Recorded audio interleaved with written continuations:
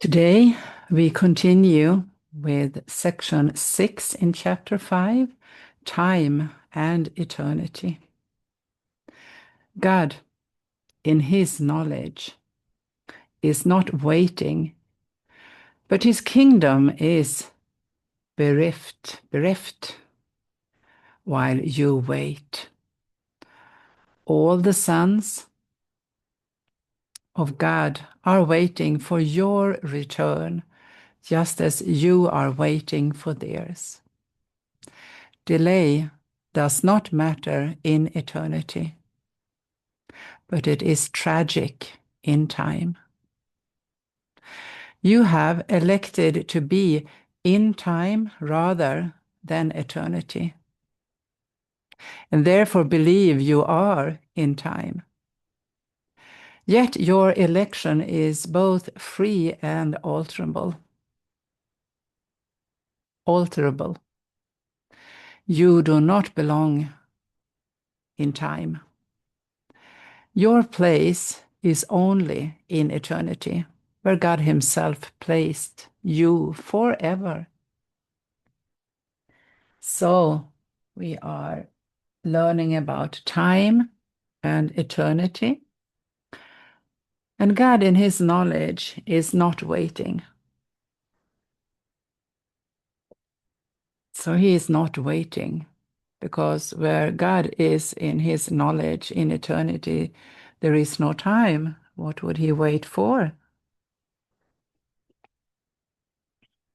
But his kingdom, which is who we are, is, I have to see what that word means.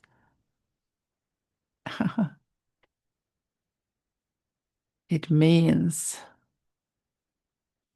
I need to. So it's like a lack. His kingdom is in lack while you wait. I don't know about you, but for me, it has been very clear that I am waiting. I am waiting all the time, and I could, when I saw that I am waiting all the time, I could see how it's kind of different waitings. So when I watch a movie, for example, or a series, it's like I'm still waiting. I am waiting for it to happen. I'm waiting. I can be a little bit satisfied when I have seen a movie or a series, but then I want something new to see, and I will be waiting again. So I am mostly in waiting, actually. And when I am at work, I feel like I'm kind of in exile in a way and waiting even more. I feel kind of doomed or on the outside, not invited in, and I am waiting. So it's, to me, it's a worse kind of waiting.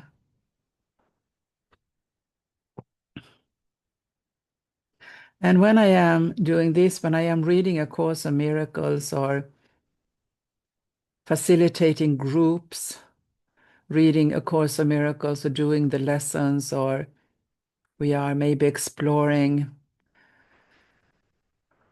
a term that is used in A Course in Miracles, maybe what time means or eternity means, or then I feel more at home, a little bit less waiting, much more less waiting if I compare it with working, and a little bit more less in waiting if I compare it with watching a movie. But I'm still waiting. And I have come to understand that what I am waiting for is what I have experienced when I have had my peaks behind the veil of forgetness, forgetting, the veil, the ego and I set up, so I wouldn't remember that I have a split mind, or I wouldn't remember that Holy Spirit actually exists and I have access to a different thought system, or the forgetness barrier that um, keeps me from remembering that I am Christ. When I have had these kind of sneak peeks behind the veil, I feel completely at home, joyful, and it's a knowledge. It's a an I am sure, I am certain, and I'm completely safe. And everybody is there. Nobody is missing. And that is what I am waiting for, because that is his kingdom. That is who I really am. So God, in his knowledge, is not waiting, but his kingdom is lacking while I wait. I, as his kingdom, experience this lack while I am waiting. And I don't have to wait. I can stop waiting and receive the atonement now. It doesn't matter if I believe I am in a body or not. I can receive the atonement now, and I can start to be with him all the time. All the time I can be with him. This is my goal. This is what I want. I want to be with God. I want to experience God. And that experience would be no different if I'm at work, if I read A Course in Miracles, if I watch a movie. All the sons of God are waiting for my return because we are one. And I am waiting for everybody else's. And I can stop that waiting by accept the atonement. When I accept the atonement, I accept the atonement for everyone. So this delay does not matter in eternity, but it is tragic in time. This is very important and also very practical. I can choose to experience eternity now, or the tragedy in time. If I choose to experience, it's not real eternity, but it is the reflection of eternity here. I won't see this illusion as tragic anymore. That's a good way of living. So he lets me know that I have elected. I am the one who is choosing. I have elected to be in time rather than eternity. And since I have chosen to be in time rather than eternity, that's why I believe that I am in time. I seem to be in time because I believe it. I experience what I believe. Yet, my election, how I choose, is both free and alterable. So I can choose again. This is how A Course in Miracle ends. And I can choose again. I can elect differently. I don't belong here in time. That's why I wait, because I know, I feel that I don't belong here. I'm not at home. You do not belong in time. Your place is only in eternity, where God himself placed you forever.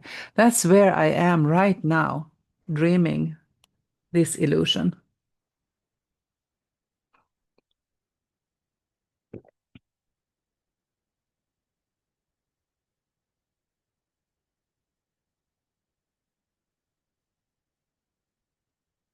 Guilt feelings are the preservers of time. They induce fear of retaliation or abandonment, and thus ensure that the future will be like the past. This is the ego's continuity. It gives the ego a false sense of security by believing that you cannot escape from it. But you can and must. God offers you the continuity of eternity in exchange. When you choose to make this exchange, you will simultaneously exchange guilt for joy, viciousness for love, and pain for peace. My role is only to unchain your will and see it free. Your ego cannot accept this freedom and will oppose it at every possible moment and in every possible way. And as its maker, you recognize what it can do because you gave it the power to do it. This is very helpful. It's very practical. So guilt feelings are the preservers of time. Wow. Every time I experience guilt or I see that someone seemingly outside of me experience guilt, it's time for me to do forgiveness work. I have to look at these guilt feelings, give them to the Spirit. Doesn't matter where they come from, just give it to the Spirit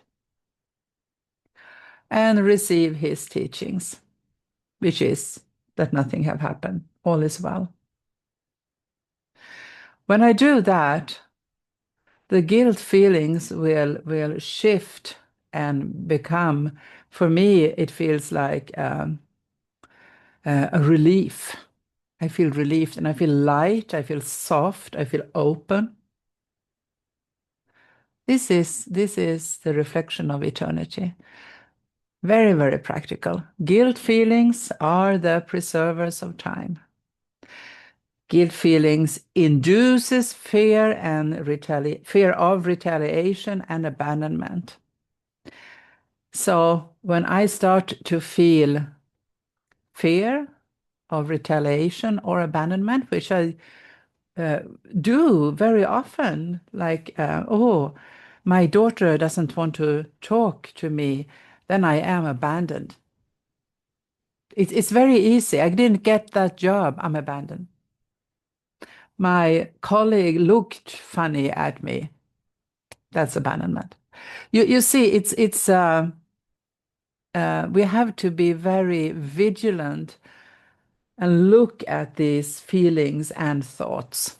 And now we know guilt, fear, retaliation, abandonment. This ensures that the future will be like the past, that the separation will continues. This is what the ego invented to have like a bad copy of eternity. This is the ego's bad copy of eternity that is time. It's just guilt and fear. So what do? We do look at it with the Holy Spirit and we receive His teachings. So this is the ego's continuity. It gives the ego a false sense of security by believing that you cannot escape from it. So when the ego believes that I cannot escape from it, I believe it too if I identify with the ego. So we have to be very, very vigilant and look at what we think and what we feel and give it to the Spirit in order to be free. Do not believe everything you think. That's from Byron Katie. So it gives the ego a false sense of security by believing that you cannot escape from it, but you can and you must. You can escape from it and you must. You cannot not because it's not true. So what is true will shine through. The truth will always shine through. So God offers you the continuity of eternity in exchange. It is much more fun. It is much more joyful.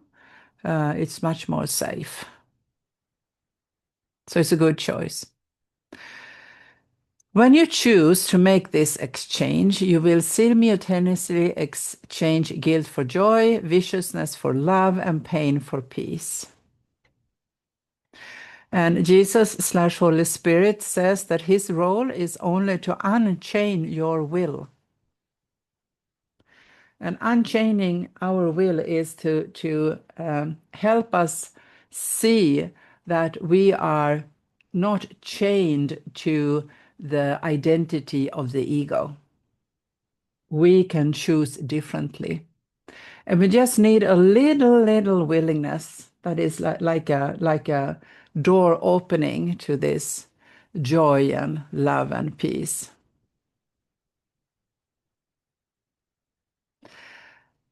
Our ego cannot accept this freedom. For the ego, this freedom is death. Because when we choose eternity, we see that the ego is nothing and it will dissolve.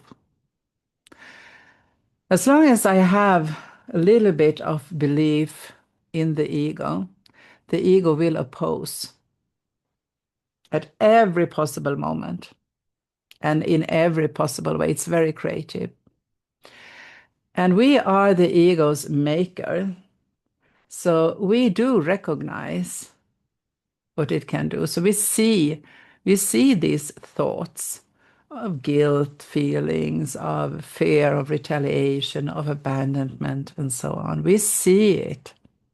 And we can be the observer of our mind, our feelings, our actions, and we can give them to the Spirit so He can undo them and teach us that we are love, created of love, in love, instead of giving the ego our power. So, us as the ego's maker, we recognize what it can do. We see it because we gave it the power to do so. So we see it and we can stop it by giving it to the Holy Spirit. Beautiful. Thank you so much.